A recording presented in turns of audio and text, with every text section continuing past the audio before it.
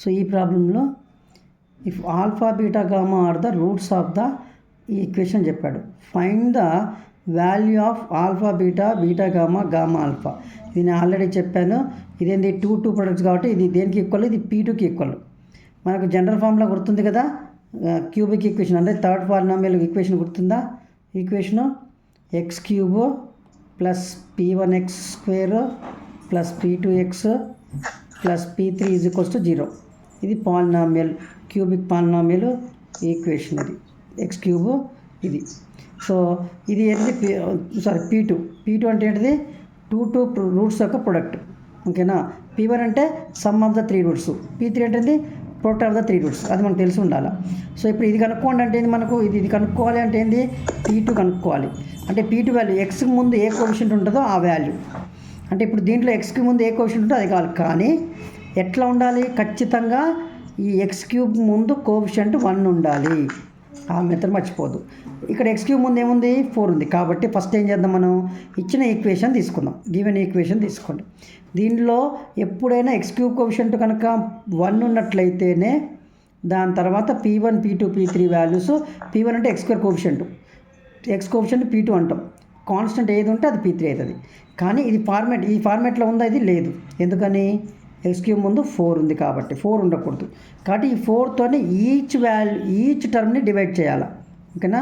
ప్రతి టర్మ్ని డివైడ్ చేయాలి, ఈ లెఫ్ట్ సైడ్ రైట్ సైడ్ అన్నిటిని. సో అప్పుడు 4 క్యాన్సిల్ అయిపోయింది కదా, x³ ఇచ్చింది. సో ఇది క్యాన్సిల్, ఇది 6/4 వచ్చింది చూడండి. ఇక్కడైతే ప్లస్ 7/4, ఇక్కడ 3/4, 0/4 0. చూసారా? ఇప్పుడు మనకు ఇది సేమ్ కంపారిజన్లో ఉంది. ఇప్పుడు మనకు కావాల్సింది ఏంది? ఇదే కదా 2 టైమ్ 7/4. ఇదేగా మనకు కావాల్సింది. ఆల్ఫా బీటా గామా రూట్స్ అనేవి గివెన్ ఈక్వేషన్కి రూట్స్ అయితే, alpha beta gamma roots of the given equation అయితే, సో మనకు అడిగింది ఏంటంటే some of the two roots యొక్క ప్రొడక్ట్ అడిగిండు. S2 అడిగిండు. S2 అంటే P2. దాని ఫార్ములా ఏంటి? P2 formula. P2 అంటే ఎక్స్ కోఎఫిషియంట్. చూసారుగా P2 ఎలా ఉందో? X coefficient. అందుకనే ఆ వాల్యూకి ఈ 7/4కి ఈక్వల్ చేసుకోవాలి. అర్థమైందా శాన్వి? ఓకే. నెక్స్ట్ చూడమ్మా, ఈ క్వశ్చన్ చూడు. If 1 alpha are the roots of the ఈ క్యూబిక్ పాలినామియల్ ఈక్వేషన్, ఈ cubic polynomial equation, then find alpha. ఈ ఆల్ఫా వాల్యూ ఫైండ్ అవుట్ చేయమన్నాడు. ఓకేనా. దీనికి రూట్స్ అని చెప్పేశాడు కదా. సో మనం ఫస్ట్ ఏం చేద్దామంటే గివెన్ ఈక్వేషన్ తీసుకుందాం. ఓకేనా. ఇచ్చిన ఈక్వేషన్ తీసుకుందాం. సో మనకి ఏం చెప్పాడు? 1 ఆల్ఫా అనేది ఈ గివెన్ ఈక్వేషన్కి రూట్స్ అని చెప్పాడు. ఓకేనా. సో వీటికి రూట్స్ కాబట్టి మనకు తెలుసు ఈ ఫార్ములా ప్రకారం మనకు ఇదే ఫార్మేట్ కదా, ఇది క్యూబిక్ పాలినామియల్ని. సో దీంతో మనం కంపేర్ చేసుకున్నట్లయితే దీంతో కంపేర్ చేసుకోవచ్చు కదా. P1 అంటే ఏంటిది? ఇక్కడ ఇది P1. ఇప్పుడు ఇది కరెక్ట్ ఫార్మేట్, x³ కోఎఫిషియంట్ 1 కదా. ఓకే, ఈ జనరల్ ఫార్మేట్లోనే ఉంది. సో ఇది P1 వాల్యూ. ఈ P1 ఏం రిప్రజెంట్ చేస్తుంది? ఇది P1 కదా, x² coefficient sum of the రూట్స్ని రిప్రజెంట్ చేస్తుంది. కాబట్టి నువ్వు ఇచ్చిన 1 ఆల్ఫా అనేది 1 alpha are the roots of the given equation అన్నాడు. కాబట్టి వీటి సమ్ అనేది S1కి ఈక్వల్. అంటే sum of the roots value S1 అంటాం మనం. S1 అంటే ఏంటిది? Sum of the roots. అది దేనికి ఈక్వల్? -P1కి ఈక్వల్. అది గుర్తుంచుకో. ఫార్ములా మనకు ఆల్రెడీ క్యూబిక్ పాలినామియల్ అన్ని ఫార్ములాస్ చెప్పాను నేను.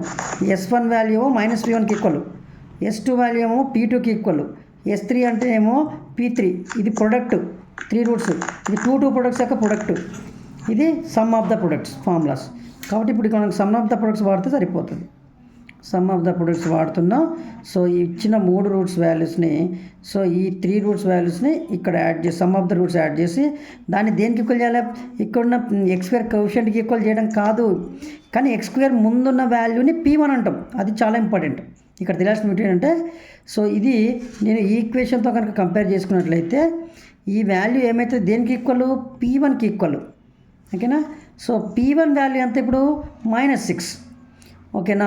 సో కాబట్టి మీరు అందుకని ఇది రాయాలా, general form of the cubic polynomial ఇక్కడ రాసుకొని P1 కనుక్కోవాలా. మీరు డైరెక్ట్గా ఇదే తీసుకుంటారంటే కుదరదు. అట్లా డైరెక్ట్గా ఇది డైరెక్ట్గా వేసాడు. ఇక్కడ ఒక 2 స్టెప్స్లో ఆన్సర్ అయిపోవాలని వేసాడు. మీరు ఇది రాసేసుకొని ఈ ఈక్వేషన్ కంపేర్ చేసుకొని ఈ 2 ఈక్వేషన్స్ దాంట్లో P1 వాల్యూ -6 అని ఐడెంటిఫై చేసుకోవాలి. -P1, అప్పుడు P1 వాల్యూ -6 అవుతుంది. ఈ P1 దగ్గర -6 పెట్టుకోవాలి. ఇది ఫార్ములా మైనస్ P1 అనేది ఫార్ములా. కానీ ఇప్పుడు మనకి ఇక్కడ మైనస్ ఉంది కదా, మైనస్ కాదు, అలా కాదు. ఈ వాల్యూ మొత్తం P1, అక్కడ -6 సపరేట్ చేసుకోవాలి. అప్పుడు ఈ మైనస్ ఇంటూ మైనస్ ప్లస్ అవుతుంది కాబట్టి ఇక్కడ +6 ఉంది. మనకు ఆల్ఫా ఇప్పుడు చెప్పిన కదా, ఈ రెండింటిని యాడ్ చేసినాం కదా, ఇవి యాడ్ చేస్తే మనకు 2 వచ్చింది. ఇది ఆల్ఫా. ఇటువైపు -6 ఉంది, అప్పుడేమైతే +6 అవుతుంది. ఇప్పుడు ఆల్ఫా కావాలి కాబట్టి 2 అని పంపించాడు. ఓకేనా, 6 - 2 ఆల్ఫా వాల్యూ ఎంత 4. సో ఇది వెరీ ఇంపార్టెంట్ మోడల్. ఇది జనరల్ క్యూబిక్ పాలినామియల్తోని. సో దీన్ని కంపేర్ చేసుకోవాలా. ఇక్కడ ఎందుకని కోఎఫిషియంట్ 1 లేదు కాబట్టి కోఎఫిషియంట్ 1 లెక్క చూసి చేసుకోవాలి ఇక్కడ, అంతే. చేసిన తర్వాత ఇక్కడ టూ రూట్స్ యొక్క ప్రొడక్ట్ని సమ్ని S2 అంటాం. ఇది జస్ట్ P2 ఫార్ములా దీనికి. అందుకని నేను 7/4కి ఈక్వల్ చేస్తాను. P2కి పాజిటివే ఉంది ముందు, అందుకనే ఇది 7/4కి ఈక్వల్ చేస్తాను. అంతేకాని ఇక్కడ P2 ఉంది కదా, దీనికి +P2నే ఫార్ములా కాబట్టి దాన్ని ఈక్వల్ చేస్తాను 7/4ని. ఇక్కడ +P1 +P1 కాదు -P1 కాబట్టి ఇది -6ని రిప్రజెంట్ చేస్తుంది, P1 రిప్రజెంట్ చేస్తుంది. కానీ ఇది జనరల్ ఫార్ములానే. ఓకే, 1 ఉంది ఓకే అని చెప్పాను. కానీ P1 వాల్యూ అంటే ఖచ్చితంగా X కోఎఫిషియంట్స్ మొత్తం P1 వాల్యూ, X కోఎఫిషియంట్ మొత్తం P2, కాన్స్టెంట్ మొత్తం P3. అది పాజిటివ్ ఉన్నా నెగిటివ్ ఉన్నా కానీ. తర్వాత వాడు అడిగిన దాని ప్రకారం ఫార్ములా ఉంది కదా, S1 ఫార్ములా -P1 కాబట్టి P1 దగ్గర -6 పెట్టుకున్నాం మనం. అది జాగ్రత్త తీసుకోవాలి ఇక్కడ. అదే -6 తీసుకున్నారంటే రాంగ్ అవుతుంది. సో సమ్ వచ్చేసి -P1 వాల్యూ ఒక +6 ఉంది అనుకోండి, ఇక్కడ +6 పెట్టుకోవాలి. అంటే -6 ఇస్ ద ఆన్సర్. కానీ ఇక్కడ -6 ఉంది కాబట్టి -6. సో అప్పుడు +6 అయింది. 2 అటు పంపిస్తే మనకు కావాల్సిన ఆల్ఫా వాల్యూ వచ్చింది. సో ఈ విధంగా సాల్వ్ చేయొచ్చు.